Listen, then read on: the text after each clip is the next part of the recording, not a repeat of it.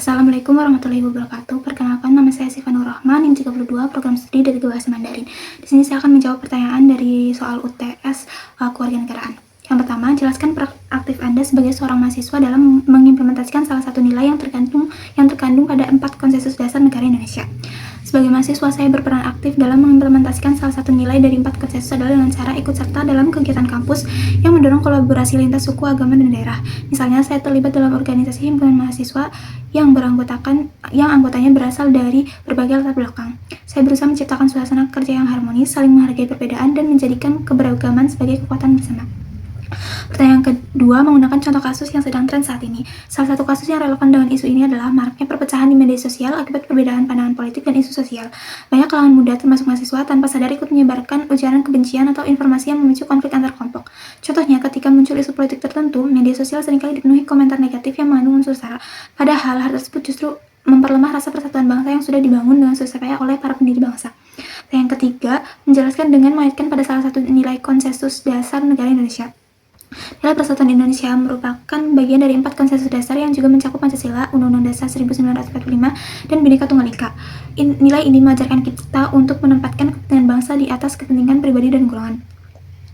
Sebagai mahasiswa, saya belajar untuk tidak mudah terprovokasi oleh informasi yang belum tentu benar, serta menggunakan media sosial untuk menyebarkan pesan positif tentang toleransi dan kebersamaan. Pertanyaan keempat, keselarasan antara latar belakang, masalah, dan solusi. Latar belakang.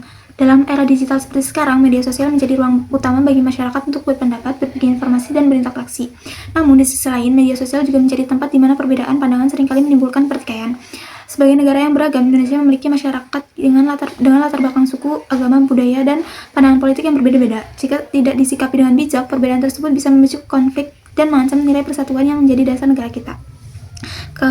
Masalah fenomena yang sedang tren saat ini menunjukkan bahwa banyak pengguna media sosial, termasuk kalangan muda dan mahasiswa, mudah terpancing emosi ketika menghadapi isu-isu sensitif.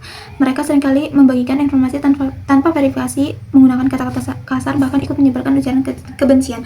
Akibatnya, media sosial yang seharusnya menjadi sarana komunikasi positif justru berubah menjadi sumber perpecahan dan polarisasi di masyarakat. Solusi. Yang pertama, meningkatkan literasi digital, menumbuhkan kesadaran, toleransi, dan empati, menggunakan media sosial untuk hal positif, mengajak teman sebaya untuk berdiskusi secara sehat. Pertanyaan kelima, menjelaskan solusi pada keempat situasi pada poin pertanyaan. Yang pertama itu pendidikan karakter, aktif mengikuti kegiatan yang menanamkan nilai toleransi, media sosial positif, menggunakan media sosial untuk mengedukasi dan menyebarkan semangat persatuan. Yang ketiga, kolaborasi antar mahasiswa, ciptakan proyek bersama tanpa memandang perbedaan asal, agama, suku, dan ras. Yang terakhir, kritis terhadap informasi, biasakan mengecek kebenaran berita sebelum membagikannya. Terima kasih. Wassalamualaikum warahmatullahi wabarakatuh.